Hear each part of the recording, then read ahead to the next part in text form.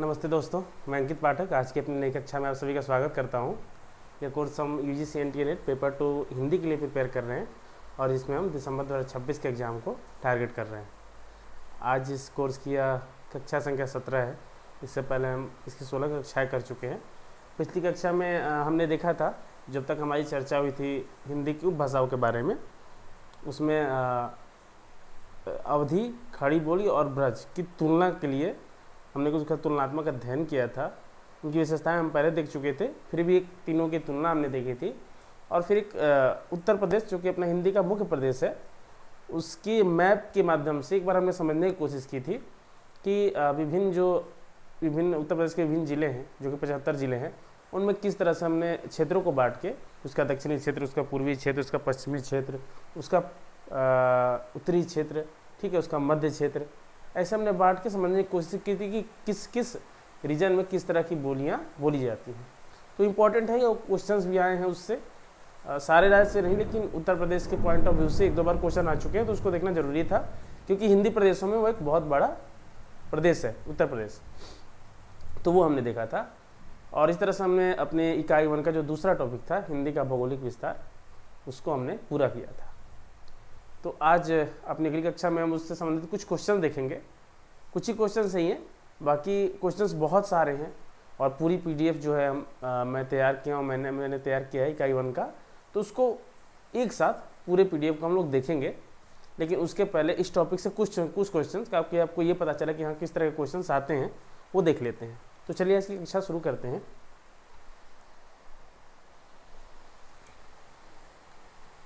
देखिए, पहला जैसे क्वेश्चन है कि बघेली बोली किस अपभ्रंश से विकसित हुई है।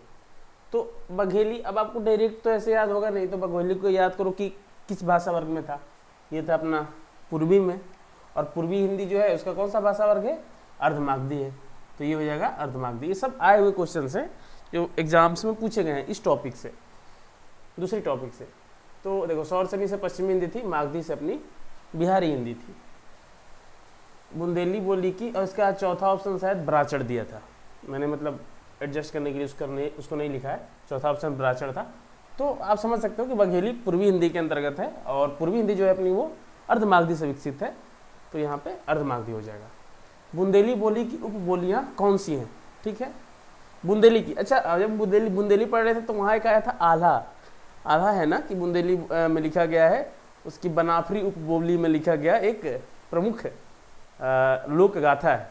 आल्हा के बारे में पढ़ा था, तो वहाँ बनाफरी वर्ड आया था। तो बस आप ये वर्ड पकड़ लेना, बनाफरी, ठीक है। ये देखो एक ही ऑप्शन में, तो इस तरह से अपना। वैसे भी अगर देखोगे तो डांगी माथुरी, ये ब्रज का है। भुक्सा भी हमने देखा था कि ये ब्रज की उपबोली है। लरिया खलताही, ये भी नहीं था। इसमें बनाफरी वर्ड से आप पकड़ सकते हो कि इसका जो ऑप्शन है C होगा, ठीक है, भदौरी बना। अब मतलब आपको सारे उपबोलियाँ याद हो ना हो, ये तो जरूरी नहीं है कि सारे उपबोलियाँ आपको याद ही हो। तो उससे भी आप एक आध कीवर्ड ऐसे मिल जाएंगे कि आप उससे क्वेश्चंस को पकड़ सकते हो, ठीक है। कभी ऑप्शंस को छांट के कि हाँ ये तो नहीं है तो ये होगा, ऐसे भी हम करते हैं। जरूरी नहीं कि आपको हर आंसर एकदम टू द पॉइंट पता हो। अब अगला देखिए, इन बोलियों को बोली क्षेत्र से मिलान करें, ठीक है। अब देखो इसमें क्या है, ब्रजभाषा। ब्रजभाषा का मेन क्षेत्र क्या था, हमने देखा था मथुरा वृंदावन। चलो ये भी ऑप्शन में नहीं है। अगला देखिए भोजपुरी। भोजपुरी का क्या था, आरा छपरा बलिया, हमने देखा था ना, तो ये एक हो गया छपरा। अब आ जाओ मैथिली। मैथिली ये तो देख लो कि एक तो मैथिली है, तो वो क्या है, बिहार की है। बिहार में कौन, सुल्तानपुर, बरेली, अलीगढ़, ये सब कुछ नहीं, दरभंगा है, तो दरभंगा में हो गई मैथिली। ये दो तो अपना क्लियर हो गया, ठीक। अब देखो मैप जो मैंने आपको बोला था ना देखने के लिए, यूपी का मैप एक बार देखना। कल मैं उसमें सारे जिलों का नाम नहीं लिख पाया था, वो बहुत ज़रूरी है, और मैं ऐसा एक्सपेक्ट करता हूँ कि आपने देखा होगा। जो 75 ज़िले हैं ना, उसको एक रीजन में बांट के आप एक माइंड में बैठा लो। मैं ये नहीं कह रहा हूँ कि एक एक ज़िला आपको याद हो कि अच्छा इसके बगल में ये ज़िला है, इसके बगल में, ऐसे नहीं। एक माइंड में सेट कर लो कि ये लगभग मध्य यूपी हो गया उस मैप पे ही, ये हमारा पूर्वी यूपी हो गया, ये हमारी दक्षिणी यूपी हो गई, इधर पश्चिमी यूपी हो गई, उधर उत्तरी यूपी हो गई। अपने माइंड में बैठा उसको और देख लो। दक्षिणी यूपी याद करो, दक्षिणी यूपी में हमने क्या बोला था कि वहाँ बुंदेली है। पूर्वी यूपी पूर्वांचल में हमारी भोजपुरी है, ठीक है। मध्य यूपी है जो सेंट्रल यूपी, मतलब उसकी राजधानी के आसपास का इलाका, वहाँ अवधी है, ठीक है। और थोड़ी जो अपनी उत्तरी यूपी है ऊपर साइड की, उधर अपनी खड़ी बोली है, पश्चिमी साइड में ब्रज की बोलियाँ हैं।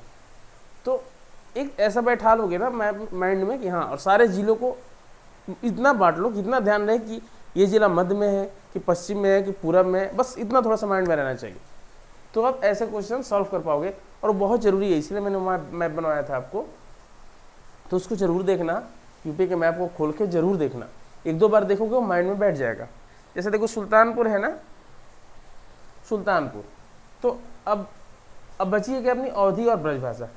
तो ब्रजभाषा तो पश्चिमी यूपी का हो गया, और अवधि होगी अपनी लगभग सेंटर की। सुल्तानपुर देखोगे ना तो ये लगभग सेंटर में ही है, लखनऊ से थोड़ा सा, मतलब अगर मैप में यहाँ लखनऊ है तो इधर साइड ही है, ठीक है, मतलब थोड़ा सा लखनऊ से इधर पूरब साइड में। तो ये तो फिक्स हो गया कि ब्रजभाषा उतनी दूर तक नहीं पहुँच सकती, उसी मैप से हमें अंदाज़ा लगाना पड़ेगा। अब अलीगढ़ है, ये मथुरा के आसपास है, तो मथुरा के आसपास चलो ठीक है, आपको अलीगढ़ वर्ड नहीं याद हो कि अलीगढ़ में कौन सी, लेकिन मैप पे ये ध्यान रखो कि अलीगढ़ किस साइड में है, तो आप ऑप्शन को छांट सकते हो कि अवधी जो है, अवधी एकदम तो बीच की है, और अलीगढ़ तो मैंने देखा था मैप में लगभग पश्चिम साइड में था, तो वहाँ तक तो अवधी नहीं पहुँचेगी। तो इस तरह से थोड़ा अनुमान लगा के आप आंसर्स को, क्योंकि ऐसा पॉसिबल नहीं कि एक जिले का आप नाम याद करके ये याद कर लो कि वहाँ कौन सी बोली है, ये बहुत आपके लिए वास्ट हो जाएगा।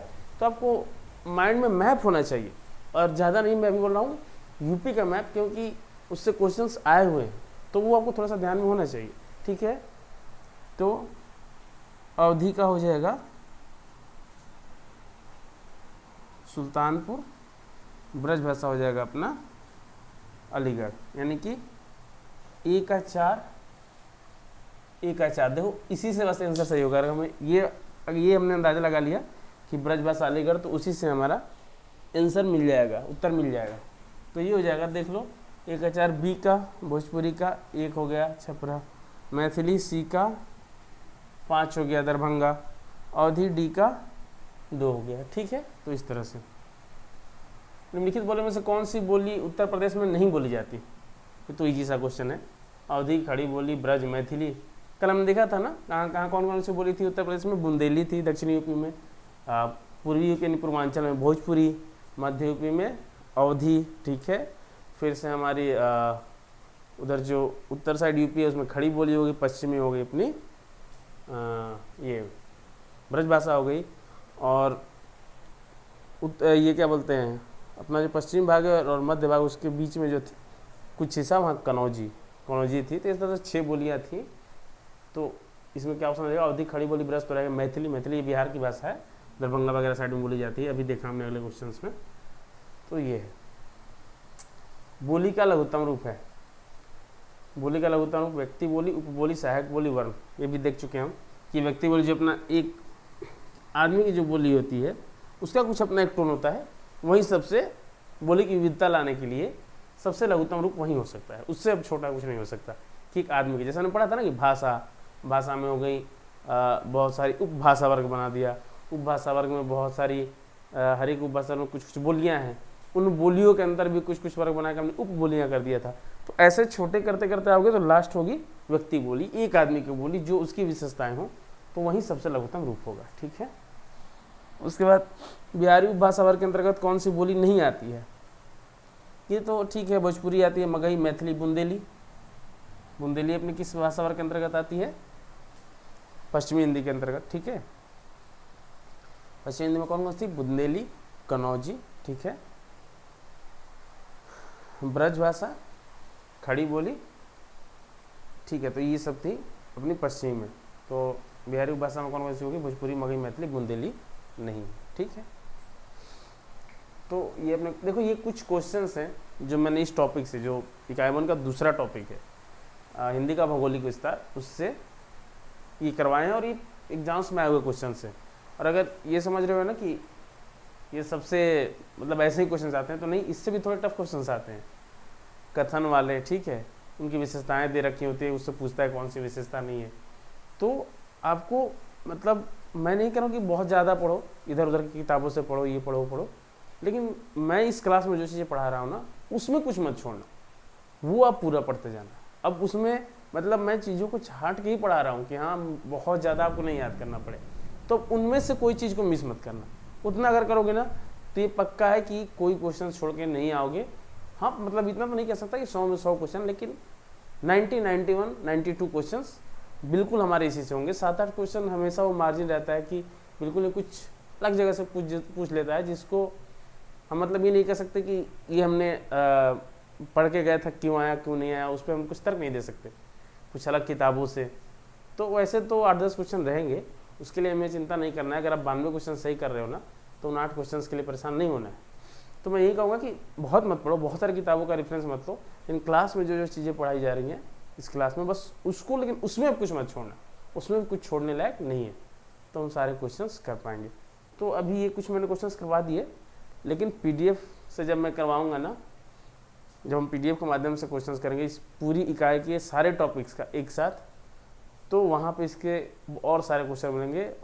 इससे भी थोड़ा लेवल अप ही है, डाउन नहीं है। ये तो समझ को लगभग ये एवरेज लेवल वाले क्वेश्चन हो गए, इससे भी अप लेवल के क्वेश्चंस आए हुए हैं, इससे भी अच्छे क्वेश्चंस आए हुए हैं। तो हमें इस तरह से पढ़ना है, थोड़ा सा तो पढ़ना पड़ेगा, हर चीज़ को पढ़ना पड़ेगा। तो वहाँ पे हम करेंगे, सारे क्वेश्चंस करेंगे इसके, कोई भी PYQ जो भी पिछले साल आए हैं उसमें से कुछ भी हम नहीं छोड़ेंगे, हर क्वेश्चन को डिस्कस करेंगे इस इकाई के ख़त्म होने पे, इसके सारे टॉपिक्स का एक साथ। ठीक है, तो अपनी हो गई इकाई 1 का दूसरा टॉपिक, हिंदी का भौगोलिक विस्तार। अब हमारा अगला टॉपिक है हिंदी के विविध रूप। तो आज उसकी शुरुआत करते हैं, पढ़ते हैं।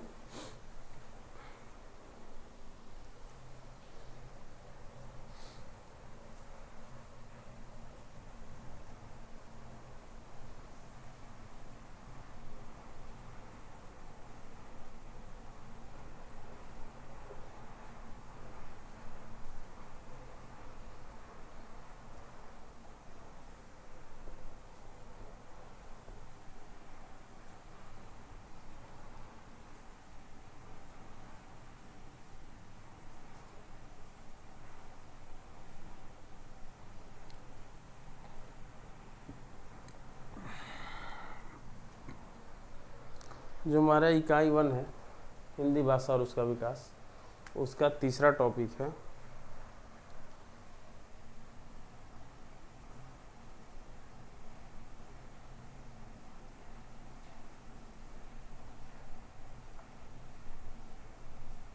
हिंदी के विविध रूप। ठीक है, थर्ड टॉपिक है हमारा हिंदी के विविध रूप।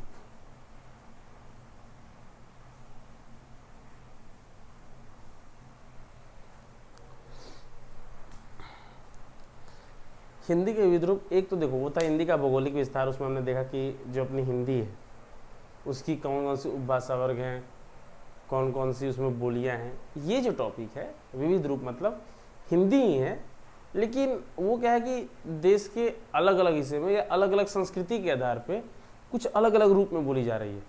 अपनी जो मेन हिंदी, जब मेन हिंदी हम कह रहे हैं तो मान के चलो वो खड़ी बोली हिंदी की बात कर रहे हैं, जो मानक हिंदी है, उस हिंदी का वो जो हमने पढ़ा अभी तक भौगोलिक विस्तार में, उसमें हमने देखा कि राजस्थानी में कैसे बदल गई, बिहारी में कैसे बदल गई, उस तरह से ये अपनी खड़ी बोली जो हिंदी है ना, इसका जो अलग अलग रूप है वो देखेंगे हम इसमें। तो एक क्लियर मतलब आप समझ लो कि इसमें हमें पढ़ना क्या है। इसमें हमें पढ़ना है जो अपनी खड़ी बोली हिंदी है, उस हिंदी का अलग अलग प्रदेशों में अलग अलग संस्कृति की वजह से कैसे क्या रूप बदला, उसके बारे में देखेंगे। ठीक है, तो इसमें मूलतः वही है, अपनी हिंदी ही है, लेकिन कुछ कुछ चेंजेज आए हैं अलग अलग हिस्सों में, उस चीज़ को हम देखेंगे किस कारण से आए हैं। तो देखो इसमें उसने 4 चीज़ों को दिया है हिंदी के विविध रूप, जो आपके सिलेबस में है। हिंदी के विविध रूप और क्या क्या है, हिंदी, उर्दू,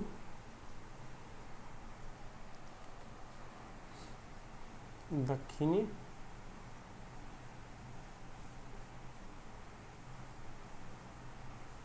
और हिंदुस्तानी। ठीक है, ऐसे करके ये हमारा टॉपिक है, तीसरा टॉपिक। ठीक है, हिंदी के विविध रूप, हिंदी, उर्दू, दक्षिणी, हिंदुस्तानी। तो देखो इसमें क्या है,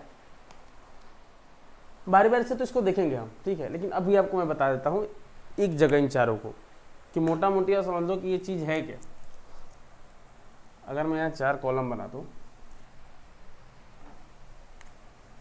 यहाँ मैंने लिख दिया हिंदी, ठीक है, उर्दू, ठीक है, दक्षिणी,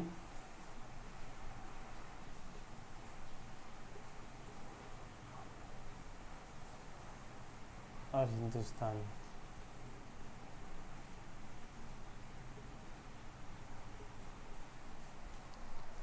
एक बार सामने से देख लेते हैं चारों का, फिर हम बारे बारे से विस्तार में पढ़ेंगे इसको। देखो जब ये हिंदी की बात कर रहे हैं तो ये हिंदी क्या है, ये हिंदी जो अपनी मानक हिंदी, जो हम और आप बात करते हैं ना, मानक हिंदी, जो लगभग खड़ी बोली हिंदी के बिल्कुल करीब जो है,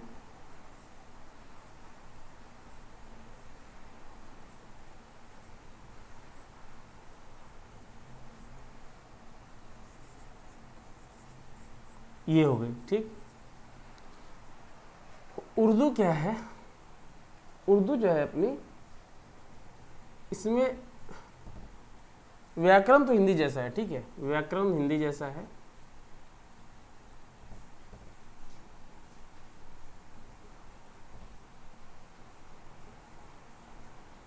लिपि इसकी क्या हो जाती है, फारसी हो जाती है,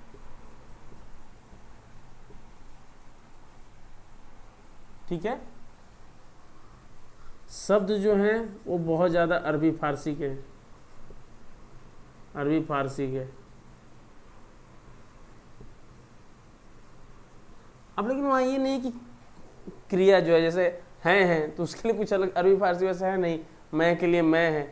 इसलिए आप देखते होंगे ना जब उर्दू में शायरी बोलते हैं या कुछ गज़ल होती है तो आप इजीली समझ जाते हो, कुछ मतलब ये नहीं करो कि वर्ड टू वर्ड समझ जाओ, क्योंकि बीच बीच में अरबी फारसी के कुछ जटिल शब्द भी आ जाते हैं, लेकिन एक मोटा मोटी आप समझ जाते हो। लेकिन जबकि वो उर्दू में गा रहे होते हैं या उर्दू में बोल रहे होते हैं, हाँ उनकी लिखी हुई चीज़ आप नहीं समझ पाओगे, क्योंकि लिपि अलग हो जाती है, फारसी लिपि हो जाती है। लिपि तो क्या है कि लेखन किस चीज़ में लिखा जा रहा है, लेकिन बोलने के आधार पर अगर बात करें हम तो बस हिंदी जैसा ही है, लेकिन शब्द उसमें क्या होते हैं, अरबी फारसी के हो जाते हैं। अभी हम पूरी जब विस्तार में देखेंगे तो समझेंगे कि ये भाषा कैसे आ गई, ये कैसे आ गई, वो कैसे आ गई। अभी एक मोटा मोटी चारों के सामने मैं आपको इसका अंतर दिखाना चाहता हूँ। तो शब्द जो होते हैं अरबी फारसी ज़्यादा होते हैं, ठीक है, अरबी फारसी के, और संस्कृत के वर्ड या तत्सम वर्ड इसमें नहीं प्रयुक्त होते, ठीक है, अरबी फारसी वाले ज़्यादा प्रयुक्त होते हैं। तो ऐसी है अपनी उर्दू। अब चूंकि लिपि इसकी अपनी है और सब कुछ इसका व्यवस्थित है, तो ये भाषा का रूप ले चुकी है।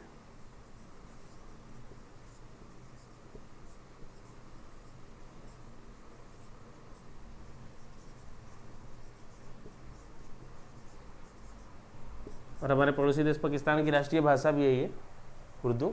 अपने यहाँ भी जो है 8वीं अनुसूची में जो शामिल भाषाएं हैं उसमें उर्दू है। तो क्योंकि लिपि अलग होगी ना, अब इसमें लेखन भी हो रहा है, तो ये भाषा का रूप ले चुकी है, लेकिन ये भी हिंदी से ही विकसित हुई है, ठीक है। तो ये दक्षिणी, अब ये दक्षिणी और हिंदुस्तानी जो है, इनका ऐसा नहीं कुछ कि ये अलग भाषा है, अलग तरह से लिखी जा रही है, ये हिंदी के ही रूप है। जैसे हिंदी खड़ी बोली होगी ना, उसी तरह की दक्षिणी और हिंदुस्तानी है, बस इनका बोलने का तरीका कैसे अलग हो जा रहा है। हिंदुस्तानी में क्या है कि संस्कृत के भी वर्ड हैं, संस्कृत और प्लस अरबी फारसी के भी शब्द,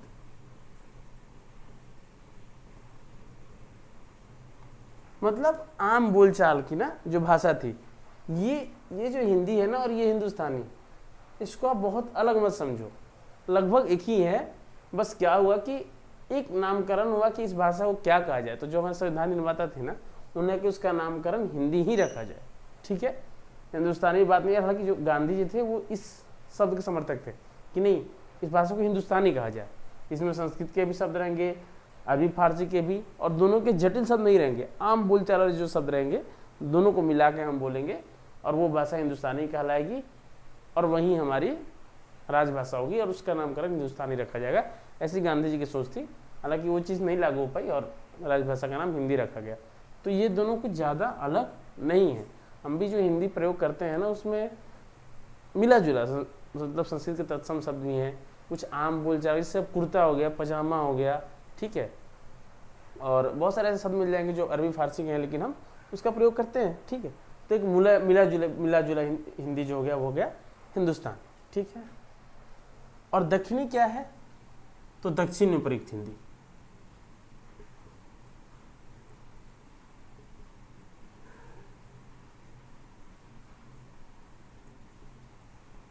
दक्षिण में प्रयुक्त हिंदी अपनी दक्षिणी है।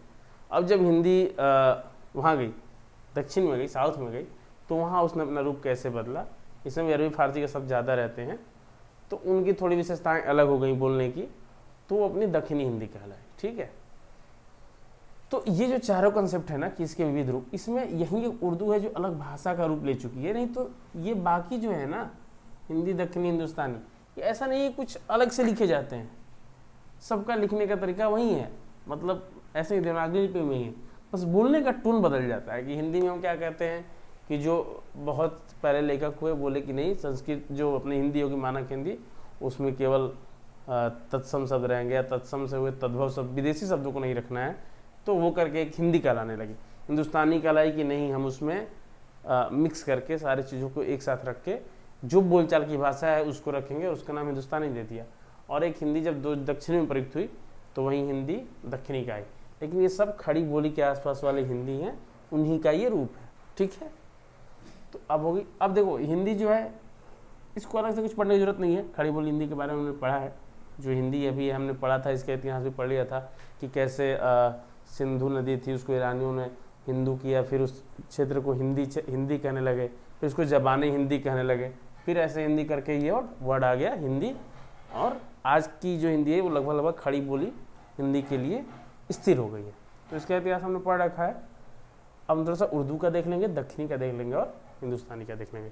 इसके जितने भी लेखक हैं, जो भी आपको आधुनिक काल के लेखक सब मिल रहे हैं, वो सब इसमें आप एग्जाम्पल दे सकते हो। मैथिली शरण गुप्त हो गया, रामधारी सिंह दिनकर, बहुत बड़े बड़े लेखक हुए इस हिंदी में, खड़ी बोली वाले हिंदी में।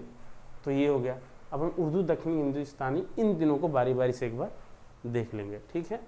हिंदुस्तानी बहुत कुछ नहीं है, मैंने हमें उर्दू और दक्षिणी का देखना है। हिंदुस्तानी मैंने समझा दिया आपको कि एक नामकरण है हिंदी का ही, जिसमें आम बोलचाल के शब्दों, अरबी फारसी के भी और तत्सम शब्द के भी कुछ जटिलता ना हो, वो हिंदुस्तानी कहलाए।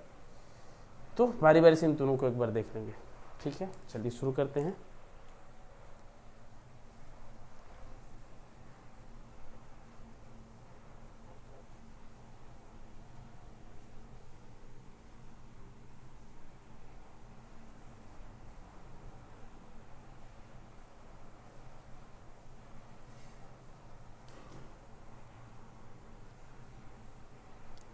अब जो उर्दू है ना, वो बहुत ज़्यादा पुरानी भाषा नहीं है, ठीक है। उर्दू भाषा जो है ये जब मुग़ल आए ना, उसके बाद से ये ज़्यादा फली फूली है, ठीक है। तो मतलब मान के चलो कि 1526 में बाबर का जो है आगमन हो जाता है, मुग़ल काल का आगमन हो जाता है, और वहाँ से जो है लगभग 16वीं 17वीं शताब्दी के बाद ये भाषा फली फूली है, उर्दू भाषा आई है, ठीक है। तो देखते हैं इसका जो था, पहले टॉपिक का नाम दे दो आप। इसमें ऐसे नाम दे देना,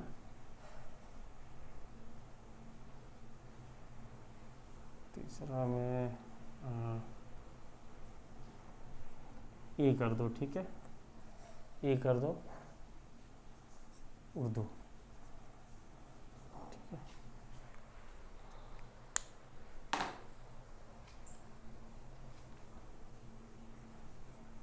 उसको क्या है, जो मैंने बताया था ना ऐसे 4 लाइन बना के, उसको बस इसी हेडिंग के जस्ट नीचे बना लेना, उसको स्टार ऐसे मार करके बस ये छोटे बॉक्स के अंदर कर देना। यहाँ से अलग टॉपिक, एक करके टॉपिक बनाना उर्दू। तो उर्दू है क्या, पहले जो है ये एक तुर्की भाषा का शब्द है, तुर्की भाषा का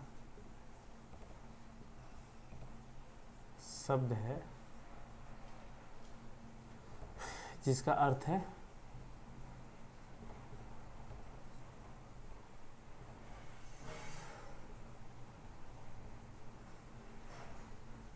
शाही शिविर, शाही शिविर या खेमा, ऐसे करके इसका अर्थ होता था। ठीक है, इसके लिए तुर्की, जो मुगलों की भाषा थी ना वो तुर्की थी। मैं यहाँ ब्रैकेट में लिख देता हूँ,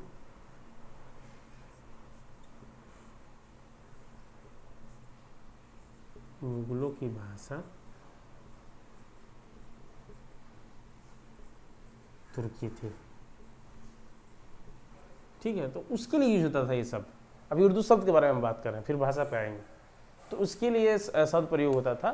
फिर धीरे धीरे क्या हुआ कि खड़ी बोली, तो हिंदी तो उससे पहले बोली जा रही थी। अब भ्रंश हमने देखा था कैसे कैसे विकास हुआ। और 13वीं 14वीं सदी के लेखक हैं वो अमीर खुसरो। तो उस समय तक वो खड़ी बोली में मतलब अपनी रचनाएं लिखने लगे थे। वो बात अलग है कि उस समय जो और भी साहित्यकार थे, रचनाकार थे, वो अब भ्रंश से रिलेटेड ही चीज़ें लिख रहे थे। उस समय इतनी खड़ी बोली में चीज़ें नहीं लिख जा रही थी। और बाद में तो ऐसा हुआ कि थोड़ा सा खड़ी बोली डाउन होगी और ब्रज और अवधी में रचनाएं ज़्यादा होने लगी। लेकिन वो जो दिल्ली वाला वो इलाका था ना, अमीर खुसरो जो वहाँ रहते थे, मतलब राजकाज का जो इलाका था दिल्ली का, तो उधर वो भाषा थी, खड़ी बोली थी, और वो उसमें रचनाएं उन्होंने लिखा था। इसमें एक आपको एग्जांपल देता हूँ, अमीर खुसरो की है। देखो, आप इसको देखो एक बार। गोरी सोए सेज पर मुंह पर डाले केस,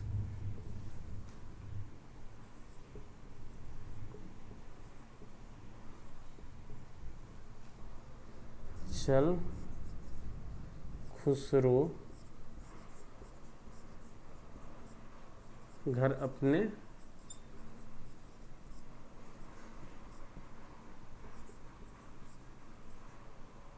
रैन भई चहूँ देश।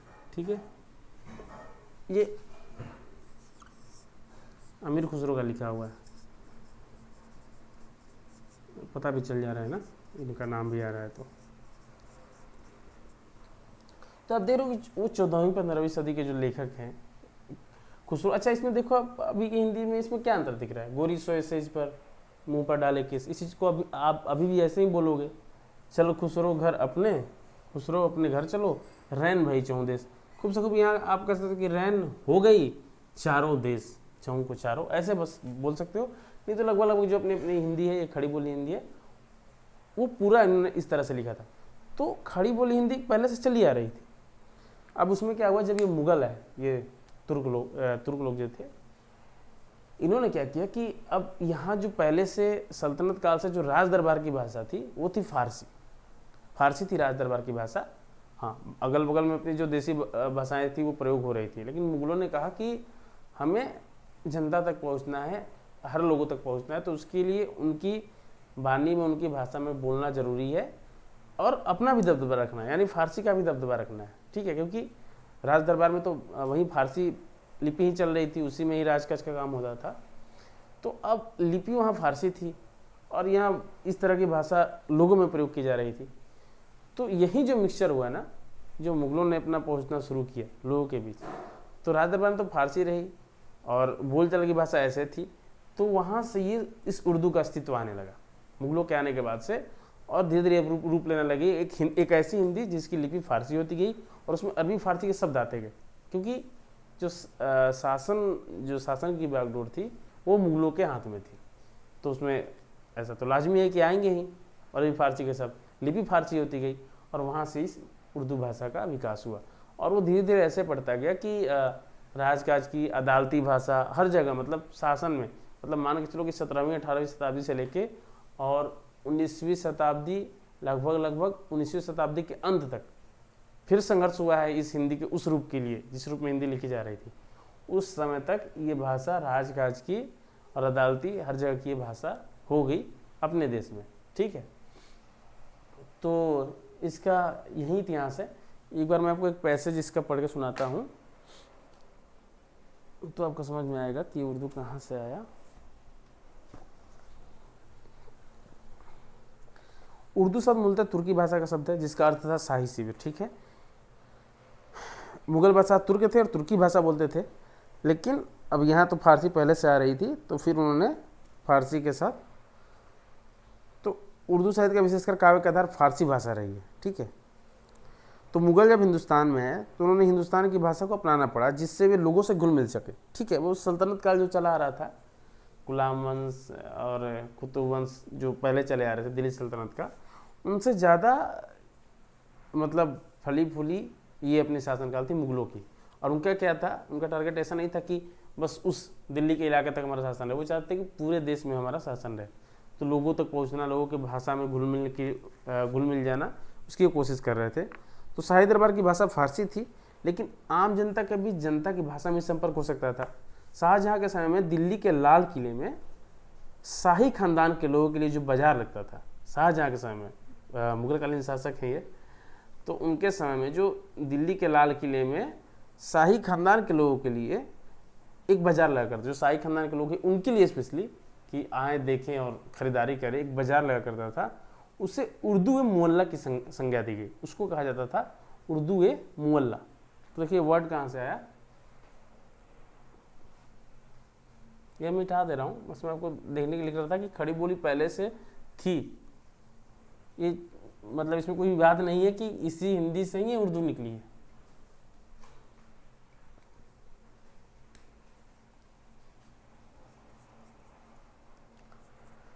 तो उर्दू ए मुअल्ला,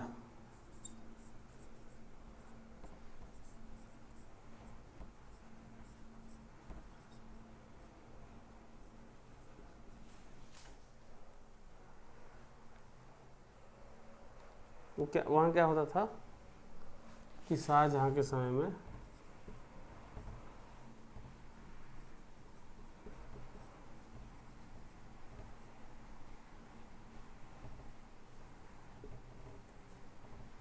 शाही खानदान के लोगों के लिए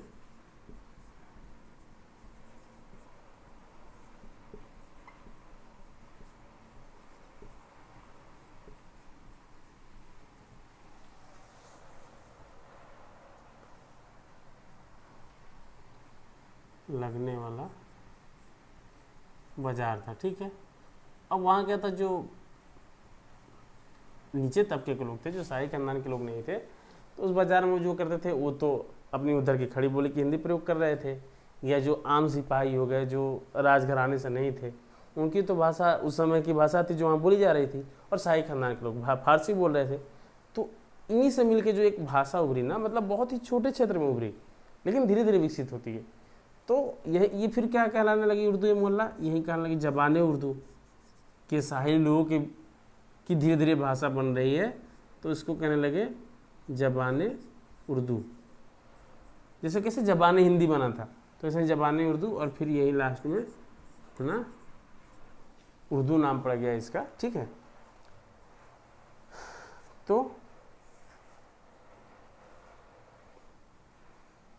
इसमें न केवल अरबी फारसी शब्दों की बोलता थी, बल्कि वहाँ की रचना भी फारसी तर्ज पर बदली, और शायद उन्होंने फारसी छंदों में काव्य रचना की। अब इसमें जो रचनाएं भी होने लगी ना, वो भी छंद भी फारसी की तरह रखे गए। उर्दू के प्रारंभिक काल के शायर थे जैसे मीर सौदा आदि ने 18वीं सदी के मध्य में उर्दू साहित्य का प्रारंभ किया। तब तक उन्होंने इसे ज़बान उर्दू ए मुअल्ला ही कहा। वो तो ज़बान उर्दू नहीं, वो कहते थे ज़बान उर्दू ए मुअल्ला, मतलब उर्दू ए मुअल्ला का ज़बान, ठीक है। तो ये हम समझ सके कि शाही शिविर या खेमा को वो लोग उर्दू कहते थे। तो शाही शिविर का मोहल्ला जहाँ मतलब बाजार लगता था, खरीदारी करते थे, तो उसकी ज़बान, तो ज़बान उर्दू ए मोहल्ला ऐसा बोला जाता था। फिर उससे ज़बान उर्दू हुआ और तब जाके उर्दू हो गया वो। तो ये कहता है कि उर्दू मोहल्ला कहते हैं 19वीं सदी के पूर्वार्ध में ही, 19वीं सदी का पूर्वार्ध, मैं बताया था आपको पूर्वार्ध उत्तरार्ध, 19वीं सदी मतलब 1800 से 1900, उसका पूर्वार्ध मतलब 1800 से लेकर 1850 तक का टाइम बता रहा है कि पूर्वार्ध में ही उर्दू हिंदी से अलग एक विशिष्ट भाषा के रूप में प्रतिष्ठित हो गई। अब उधर से शुरू हुआ शाहजहाँ के शासनकाल में। तो शाहजहाँ का शासनकाल मतलब वही मोटा मोटी मान के चलो कि 1620-30 के बाद का जो टाइम है, उसके बाद से ये उस जगह विकसित हुई, लेकिन धीरे धीरे इसने अपना रूप और इसका विस्तृत होता गया, और 1850 तक आते आते जो है एक विशिष्ट भाषा के रूप में ये प्रतिष्ठित हो गई। और तब से हिंदी उर्दू में संघर्ष या टक्कर की स्थिति भी सामने आती गई। अब तक तो जो था ना कि ठीक है इसके में कोई संघर्ष या टक्कर नहीं था, लेकिन अब ये इतनी व्यापक होगी कि हिंदी को टक्कर भी देने लगी और दोनों में टकराव आने लगा। यह भी एक उल्लेखनीय कि अंग्रेज और आगे तक उसी भाषा को हिंदुस्तानी भी कहते रहे, मतलब इसी भाषा को, मतलब इसी उर्दू वाले को बोले कि नहीं यही हिंदुस्तानी भाषा है, क्योंकि उनका तो वही टारगेट था ना कि इनको लड़ाया जाए। 19वीं शताब्दी के मध्य से शुरू करके अंग्रेजों ने हिंदी और उर्दू के संघर्ष को बढ़ावा दिया।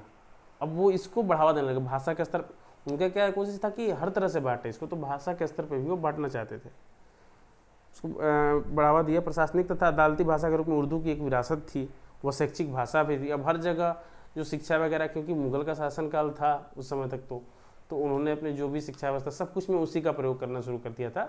मतलब हिंदी तो थी लेकिन फारसी लिपि वाली हिंदी, अब वो उर्दू कहला रही थी, तो उसी में सारी अपनी शिक्षा भी चल रही थी, और जहाँ अदालत है वहाँ भी वही चीज़ चल रही थी, तो हर जगह वो प्रतिष्ठित हो चुकी थी।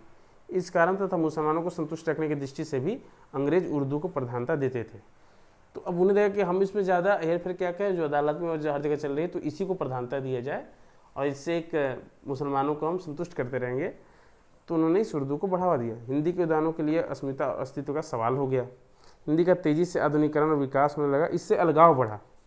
इसी स्तर पर हिंदी और उर्दू अपने आधुनिक अर्थ में स्थिर हो गए। ठीक है, यही इनका आधुनिक अर्थ हो गया कि जो उर्दू है वो अरबी फारसी वाला शब्द और फारसी लिपि लिए हुए, और जो हिंदी है वो संस्कृत और तत्सम शब्द वाला और देवनागरी लिपि वाला। ठीक है, महात्मा गांधी जी ने इस अंतर को पाटने के उद्देश्य से हिंदी और उर्दू के समन्वित रूप हिंदुस्तानी को राष्ट्रभाषा के रूप में अपनाने की वकालत की। तो मैं बोला था गांधी जी ने कहा कि हम एक ऐसा समन्वित रूप अपनाएंगे जो न ऐसा अरबी फारसी से भरा होगा, न संस्कृत से भरा होगा, एक हिंदुस्तानी रूप होगा। ठीक है, तो इस भाषा की वकालत की इन्होंने, और राजभाषा का नाम हिंदुस्तानी देने की वकालत की थी गांधी जी ने, हालांकि बाद में उसका नाम हिंदी ही रखा गया, हिंदुस्तानी नहीं दिया गया। तो ये थोड़ा सा इसका इतिहास हो गया कि उर्दू ये भाषा आई कैसे, आज हमने ये समझने की कोशिश की। अभी उर्दू में कुछ एक पॉइंट अभी और है, हम इसको कल देखेंगे। ठीक है, और कल फिर हम अपनी दक्षिणी और हिंदुस्तानी के बारे में भी चर्चा को बढ़ाएंगे, उसके ऊपर भी चर्चा करेंगे। तो अगर आज की क्लास आपको अच्छी लगी हो तो वीडियो को जरूर शेयर कीजिएगा और चैनल को जरूर सब्सक्राइब करिए, ताकि मैं आपके साथ लाइव इंटरेक्ट कर सकूं और लाइव क्लास ले सकूं। तो ज़रूर इस क्लास के साथ जुड़े रहें, हर रोज़ क्लास अपलोड हो रही है। जिस दिन नहीं भी अपलोड हो पा रही है आप पिछली कक्षा को देखें, 1-2 बार देखेंगे चीज़ें आसानी से याद होती जाएंगी, और बहुत ज़्यादा मेहनत नहीं करनी है, थोड़ा थोड़ा हर रोज़ मेहनत करते जाएंगे। बस पिछली की चीज़ों को भूलना नहीं है, हमें बार बार उसको पढ़ते रहना है। तो इस तरह से आप पढ़ते रहिए। कल फिर मिलते हैं आपके साथ एक नई कक्षा में, तब तक अपना और अपनों का ज़रूर ख्याल रखें। धन्यवाद।